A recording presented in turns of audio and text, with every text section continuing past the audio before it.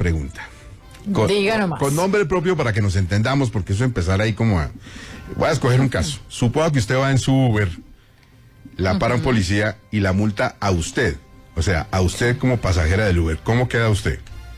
No, pues, totalmente sorprendida, porque ¿por qué me va a multar a mí que soy la pasajera? Le voy a explicar. El Ministerio de Trabajo ha hecho público un documento que contiene los temas fundamentales que serán abordados en la reforma laboral. Uno de ellos es el trabajo en plataformas digitales y se trata pues de crear un marco para el bienestar de los colaboradores vinculados a las diferentes empresas que operan en el país hace cerca de 10 años. Recordemos que Uber llegó en 2013.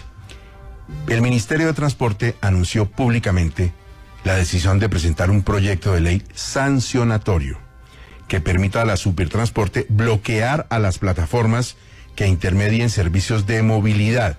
En términos muy prácticos, esta ley es una prohibición tajante a las plataformas e incluye en uno de sus apartes, si se llega a convertir en ley, que el pasajero de estos servicios de movilidad termine con su comparendo o algo por el estilo. José Daniel López es el director de Alianza IN. Este es el gremio que reúne las plataformas y aplicaciones digitales. Director, buenos días, ¿cómo está?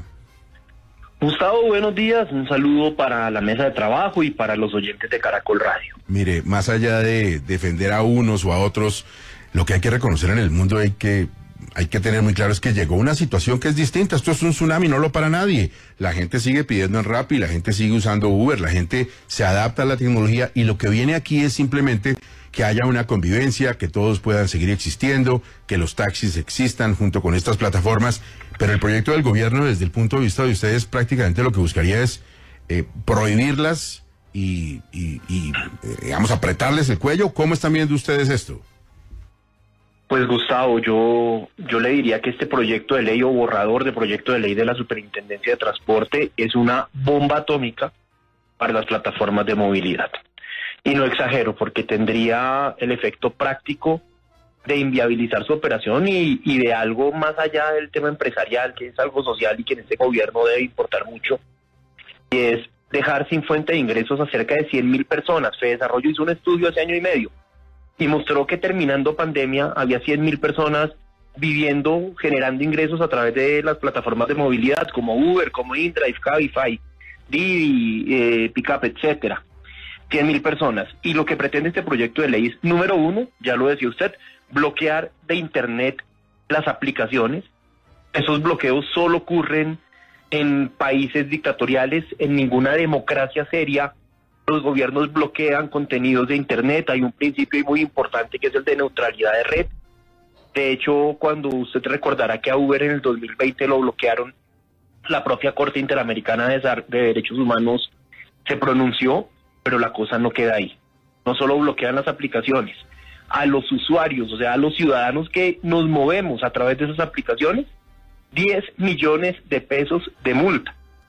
Como que por si acaso no quedan bloqueadas y las logran tomar, pues también pague el ciudadano. Está ejerciendo simplemente su libertad de elegir a través de la tecnología.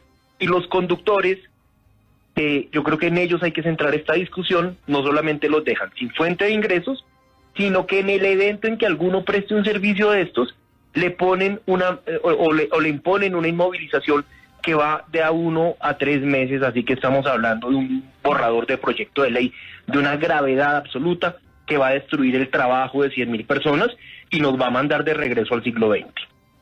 Director, esto en Colombia se sigue insistiendo en penalizar en este tipo de plataformas. En el mundo, ¿cómo están estas plataformas? ¿Son legales? ¿Se utilizan abiertamente? ¿Cuál es la experiencia? Por término general, lo que se ha hecho es generar reglamentación para habilitar el funcionamiento de estas plataformas como transporte privado. Si vemos lo que ha ocurrido en México, en Brasil, en Chile, en Panamá, en Ecuador, en República Dominicana, en Europa, en los distintos estados de Estados Unidos, lo que se ha hecho es reglamentar, dar reglas de juego claras, entender que esta es una realidad que, como lo decía Gustavo ahora, llegó para quedarse, pero es absolutamente insólito en el año 2022 un gobierno pretenda de un plumazo a través de un borrador de proyecto de ley erradicar un sector tan importante de la economía nacional. Hoy en día esto representa cerca del 0,5% del Producto Interno Bruto, de cerca del 0,2%, perdón, cerca del 0,5% de la población ocupada del país trabaja en esto. Este tema en el mundo se ha resuelto y en Colombia tenemos una dificultad, y es que desde hace mucho tiempo tenemos pendiente reglamentar este tema. No se ha podido, pero lo que ocurre ahora sí es absolutamente insólito y sorprendente, es que no solo renunciamos a la idea de reglamentar, sino que avanzamos hacia un régimen completamente prohibitivo de las aplicaciones de movilidad. Sí, una de las cosas, y usted lo acaba de mencionar, que está pendiente desde hace años, yo no sé si probablemente una década o ya casi en Colombia, es reglamentar este tipo de aplicaciones de intermediadoras de transporte. ¿Por qué no se ha podido? Digamos, es que en ninguna parte del mundo se ha logrado hacer. ¿Cuál ha sido como el mayor problema aquí en Colombia para que eso no se haga? Bueno, yo recuerdo que Mauricio Toro y Gabriel Santos en el año 2021 presentaron un proyecto muy valeroso para reglamentar este servicio. Desafortunadamente pues se enfrentaron a toda suerte de intereses. Para colmo se les cruzó con paro nacional, eso se terminó hundiendo. El ministro de Transporte en distintos medios de comunicación ha dicho que la voluntad del presidente Petro en este tema es avanzar en darle una solución, en dar unas reglas de juego claras, pero quedamos absolutamente locos, quedamos completamente perdidos, porque de esos anuncios que hablan de regulación moderna, que hablan de sensatez, hablan de sentido social, porque sobre todo estamos hablando de 100.000 personas que trabajan en esto. Ahora avanzamos a un borrador de proyecto de ley que favorece unos monopolios muy pequeños, muy específicos, y perjudica a los millones de usuarios que se movilizan a través de plataformas de movilidad, y a las cerca de 100.000 personas que trabajan conduciendo y usando estas plataformas. El proyecto sale de esas mesas de trabajo del ministerio con los taxistas, y le pregunto, ¿el Ministerio de Transporte se ha reunido con la gente de las plataformas para medio dialogar del tema? Oh, porque es que además hay más de 200.000 taxistas que también están en las plataformas. Y ese tema ustedes tocan ahí me parece fundamental, porque siempre se ha creído que los taxistas son enemigos de las plataformas. Y no son los taxistas, son unos taxistas. El conductor de un taxi, el pequeño propietario, tiene en la plataforma digital un aliado. Hoy a través de plataformas como InDrive, como Cabify, como Didi, como Uber, usted puede tomar un taxi.